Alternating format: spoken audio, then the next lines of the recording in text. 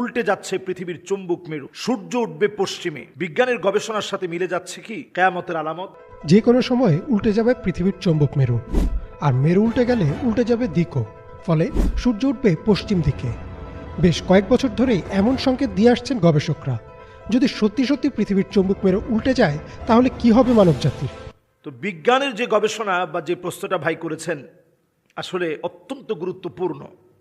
আমরা এই তথ্যটা দেখেছি, এখন বর্তমান পৃথিবীর গবেষকদের গবেষণায় উঠে আসছে পৃথিবীর চৌম্বক মেরু এখন পাল্টে যাচ্ছে। সূর্য পূর্ব দিক থেকে না উঠে পশ্চিম দিক থেকে সূর্য উঠবে, এটা তারা বলছে। ঠিক কবে, কখন, কোথা থেকে, কিভাবে উঠবে এটা কিন্তু তারা নির্দিষ্ট করে নাই, কারণ এটা কিয়ামতের একটা এমন একটি বিষয় যেটা কিয়ামতের বড় আলামত, ছোট আলামত না। কিয়ামতের অনেকগুলো আলামত আছে। এই আলামতগুলোর ভিতরে বড় আলামত হচ্ছে সূর্য তার শিডিউল চেঞ্জ করে ফেলবে। পূর্ব দিকে না উঠে পশ্চিম দিকে যখন উঠবে, ওই মুহূর্তে যখন মানুষ তাওবা করবে, চিৎকার করে কাঁদবে, আল্লাহর কাছে যখন বেহুশ হয়ে যাবে, মানুষ যখন ছুটাছুটি শুরু করবে, চারদিকে যখন দৌড়াদৌড়ি শুরু হয়ে যাবে, কিয়ামতের এই বিভীষিকাময় পরিস্থিতি দেখে মানুষের চিৎকার আনাগোনা যখন বেড়ে যাবে, ওই মুহূর্তে আল্লাহ তাআলা কারো তওবা কবুল করবেন না। দুইটা সময়ে তওবা কবুল হবে না। এর মধ্যে একটা সময় হচ্ছে তখন সূর্য যখন পশ্চিম দিক থেকে উঠবে, মানুষ দেখা মাত্রই আল্লাহর কাছে তওবা করবে যে আল্লাহ বড় ভুল হয়ে গেছে, বড় মুসিবতের মধ্যে পড়ে গেছি, এই তো মনে হয় কিয়ামত চলে আসতেছে। সেই মুহূর্তে যখন তাওবা করবে আল্লাহ পাক তখন তাওবা কবুল করবে না। তাইলে তাওবা কবুল করবে কখন? উত্তর হচ্ছে এখন, এখনই আপনি তাওবা করেন। দুই সময়ে তাওবা কবুল হবে না। একটা হচ্ছে যখন গড়গড় গড়গড় করে আওয়াজ শুরু হবে, মানুষ যখন একেবারে মৃত্যুর সন্নিকটে, মালাকুল মউত চলে আসতেছে, ভয়ঙ্কর ভয়ঙ্কর দৃশ্যগুলো যখন দেখছে, চোখের সামনে যখন বিভীষিকাময় ভয়ঙ্কর সব দৃশ্যগুলা দেখে চোখ বড় হয়ে গেছে, ওই মুহূর্তে আলেম ওলামাকে ডেকে আনা হয় যে হুজুর একটু তওবা পড়ায় দেন। তখন আলেম ওলামা যায়, গিয়ে একটু তওবা পড়ায় যে ভাই একটু আপনি তওবা পড়েন, আপনি একটু কালেমা পড়েন। তখন ওই লোকের তো হুঁশ থাকে না। ওই অবস্থায় যদি কেউ তওবা করে, ওই তওবা আল্লাহর কাছে কবুল হয় না। আরেকটা সময়ের তওবা কবুল হয় না, ওই সময়টা হচ্ছে সূর্য যখন তার শিডিউল চেঞ্জ করে ফেলবে।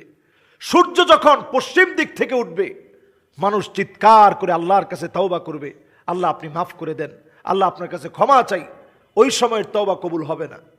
এটা হচ্ছে কিয়ামতের বড় আলামত। এই আলামতগুলা কিভাবে ঘটবে? এই আলামতগুলা এমনভাবে ঘটবে যখন মালা থেকে, যখন পুঁতির মালা থেকে একটা যখন পুঁতি পড়ে যায়, পরের গুলা যেমন টাস টাস করে পড়তে থাকে, টাস টাস করে যেভাবে পড়তে থাকে, এই রকম একটার পরে একটা বড় আলামতগুলা সব পড়তে থাকবে, ফলতে থাকবে, মানুষের চোখের সামনে ঘটবে। এটা কাদের উপরে ঘটবে?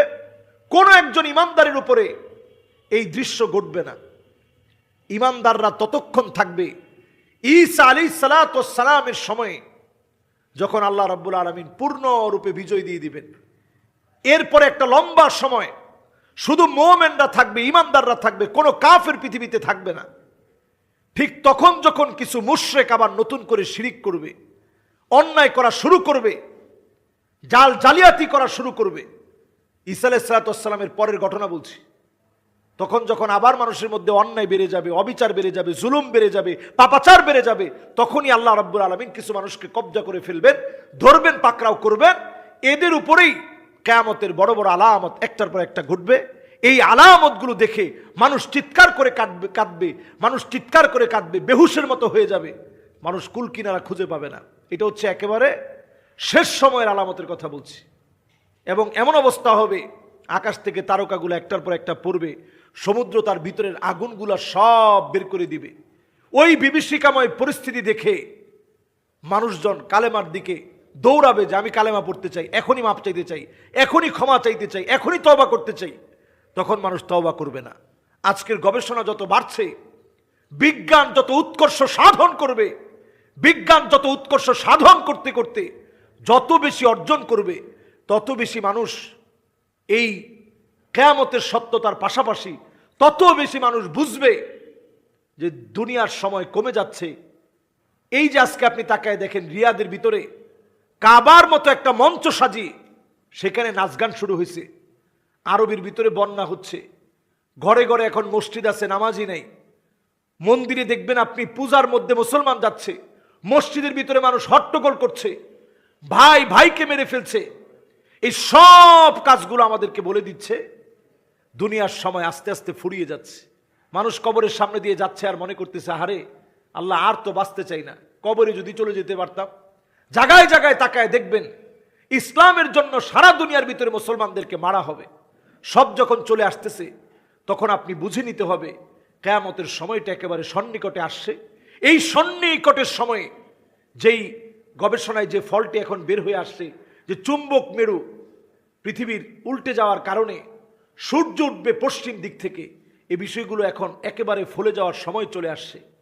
এই সময়ে আমার আপনার ঈমান রাখা কত কঠিন হবে। হাতের ভিতরে জ্বলন্ত একটা আগুন রাখা যেমন কঠিন, ঈমান রাখাটা এমন কঠিন হয়ে যাবে।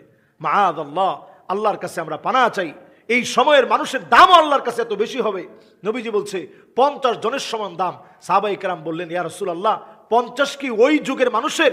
নবীজি বলতেছেন, না, 50 মিনকুম, তোমাদের 50 জন সাহাবীর যেই দাম আখিরি জামানায় ঈমান নিয়ে থাকলে, ঈমান নিয়ে চললে 50 জন সাহাবীর মূল্য আল্লাহ তাআলা তোমাদেরকে দান করে দিবে। সুবহানাল্লাহ বিহামদি।